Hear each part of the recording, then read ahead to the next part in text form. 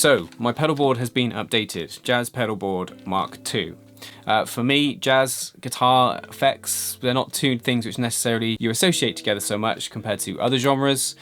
This board is a mixture of practical pedals and a few ways to change the sound, and I'll share these with you today. Before I go any further, this is not a sponsored video, these are just products that I like to use that help me with practice or performing. Board itself is a Pedal Train Metro 24, so it's 24 inches in width. As you can see, I'm a bit OCD with everything facing the same way. I could not handle a pedal, say, sat here facing the other way. It would just really irritate me. In terms of power supply, I've got the DC7, which I've been super impressed with.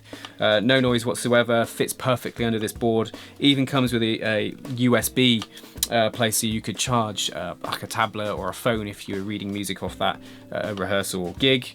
Didn't have to drill at all to attach this to it. I used this neat little clip you can buy, just helps you clip the power supply in place, which is great in case I ever change the supply or change board. Now the first pedal on my board is probably the most important. That's the TC Electronics Polytune 3, and the Noir version as well. It comes in white or black. Great thing about this tuner is you can strum all 6 strings to give you an indication if what strings need tuning, if any.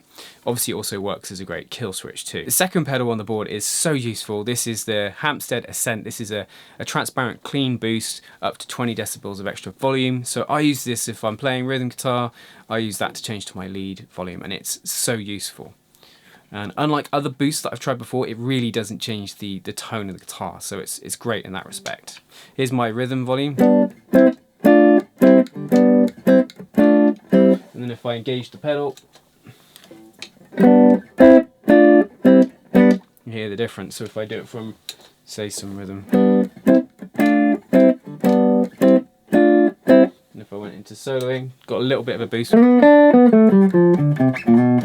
Obviously I can get more from that. It's going to be a lot louder now.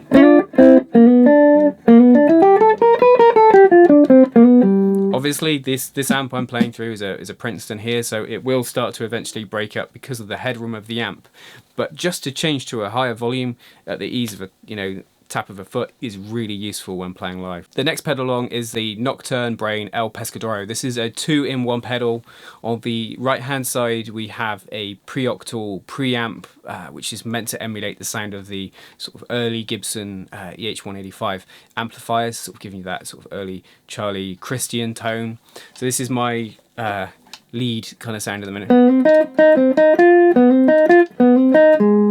If I engage it,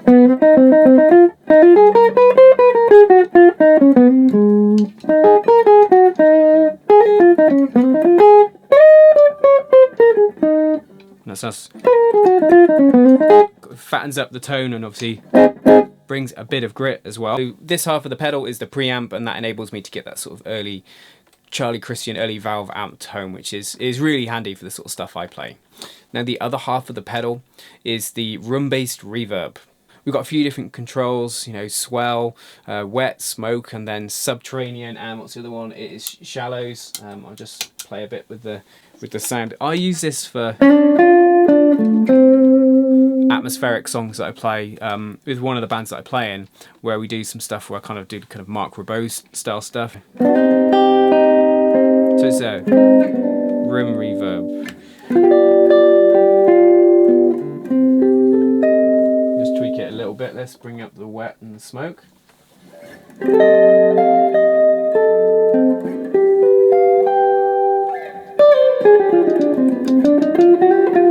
Can get quite dramatic quite quickly, as you can hear.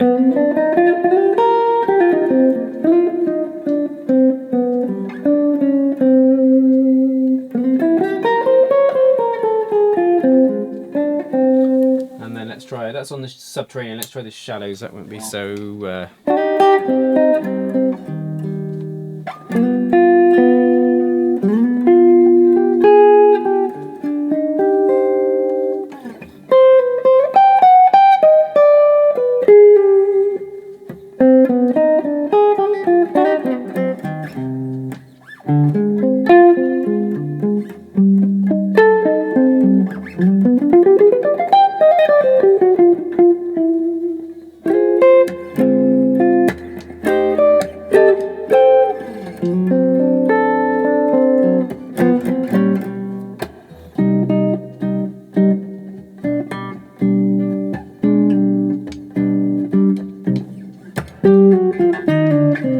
quite like it for just bringing in some atmosphere. And it's different to a kind of you know, plate reverb obviously, or spring reverb. You can get some really ambient sounds on it as well. I wouldn't use this. Pretty extreme, but it's nice sometimes to have a mess with.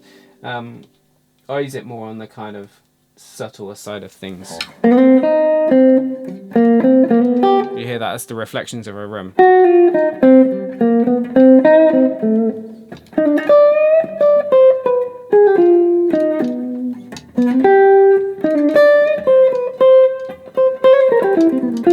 Yeah, it's that quick sort of reflection, but you can dial in different sounds with that, and it's nice to have the 2-in-1, I think, really, the preamp and the reverb. So onto this next pedal, the Golden Era by the Teffi Vintage Lab. This is made in Italy. Took a long time to get hold of because of problems with chips, but it was worth the wait. Now, this is a real Marmite pedal. This is a lo-fi pedal, so it creates the sounds of low fidelity recordings, you know, warped vinyl and tape when it's, you know, going funny. If you have a listen to what it sounds like on.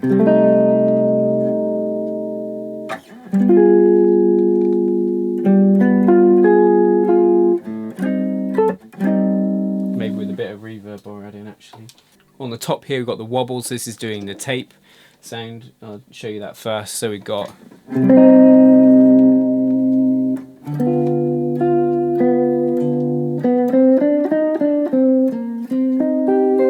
I prefer the vinyl setting on here, but the really extremities of it are crazy.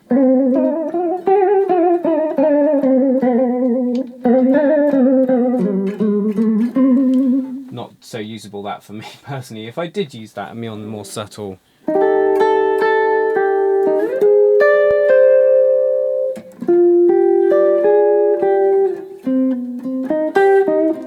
And then there's an option to introduce noise again. Which again, the bit I love about this pedal is this, which I'll come to, which is the warped vinyl. So just introducing it sort of.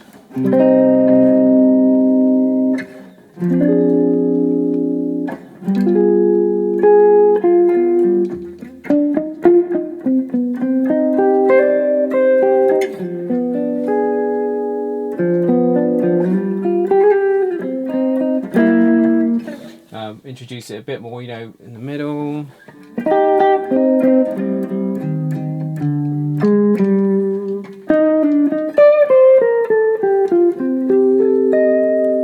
And then we can change the speed of that warped effect.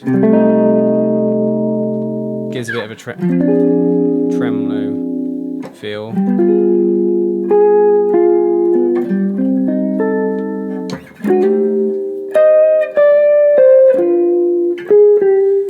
That a bit more up halfway.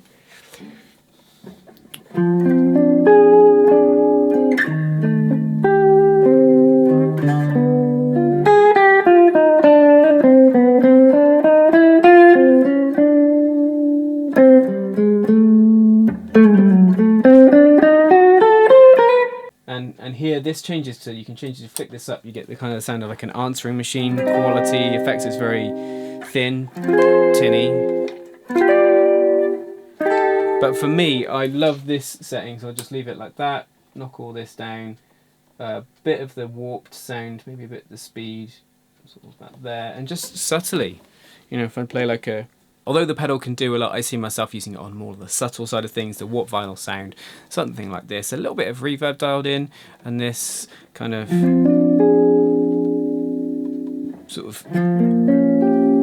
it has a weird edge to it.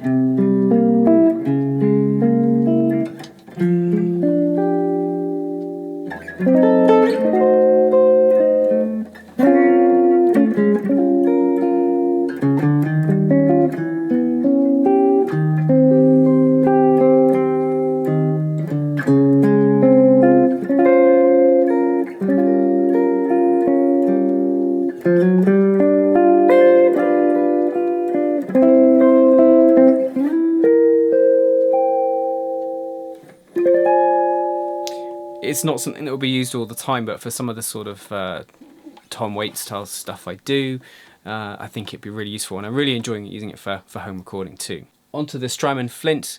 This is another pedal, 2-in-1. It's got reverb on the right hand side and tremolo on the left. 3 types of reverb, 60s, 70s and 80s. And then 3 types of trem, a harmonic trem, is it 63 and a 65 I think.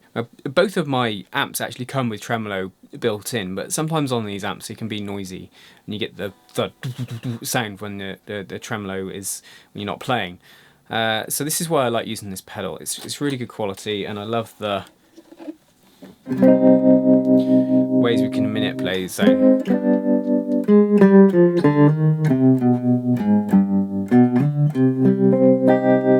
Ways we can change that, and the different types. The harmonic trem's interesting.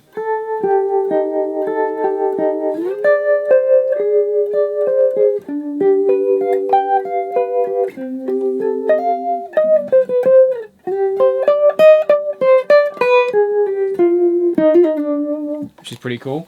Bit almost Jimi Hendrix at Woodstock vibe, some of that coming in there. If I don't use it on that setting so much, I either sit on the 63 tube one. I like that one.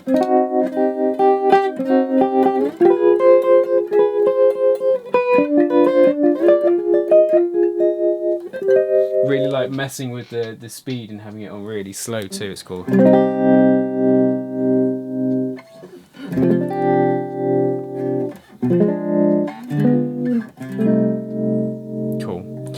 Now I use this reverb for the more subtle side of things, and the one in the El Pescadoro for kind of more extreme reverbs, and I really like this one just as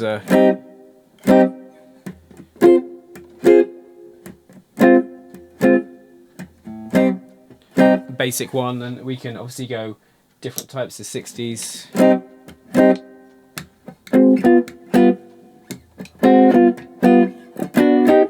And then I did 70s, there's the 80s.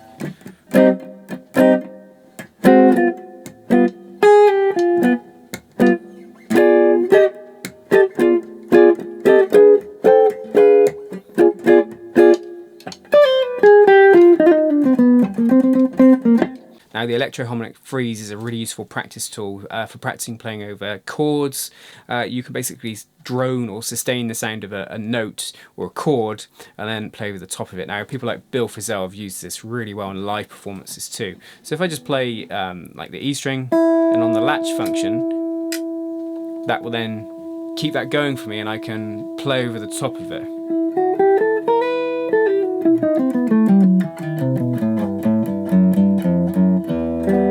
Really useful for practicing, you know, creating ideas over the top of a sound. Last but not least is the Ditto Looper. This is just so simple to use. You know, one button, one volume knob, and that's all you need. I don't need fancy things like drum beats or the ability to do lots and lots of loops or hours and hours of it. I tend to use a looper for 2 things, either practicing over the changes to a song, or actually sometimes when I'm sound checking at a gig, I'll record the sound of my rhythm guitar so I can go out in where the audience sit or stand and can hear the sound of my guitar back, or enable me to hear the full band and what my guitar sounds like within that. So that's the pedal board. Let me know what you think. Is there anything missing? I think the one thing I'd love to have fitted on there is an EQ pedal. That would have been nice, but you know, run out of room. As I said at the start, it's a pedal board which balances out practical things like, you know, a really good tuner. I don't like clip-on tuners, having to attach them to the guitar. They always break for me, or I lose them, or you know, they fall on the floor and then they fall apart. I just don't like them myself. Obviously on acoustic guitars they're useful. Anyway, leave me a comment. What do you think of my board? What do you think of some of those pedals? What's it missing? What's on yours? Tune in for jazz guitar lessons, videos like this every Wednesday and Saturday. Thank you for watching.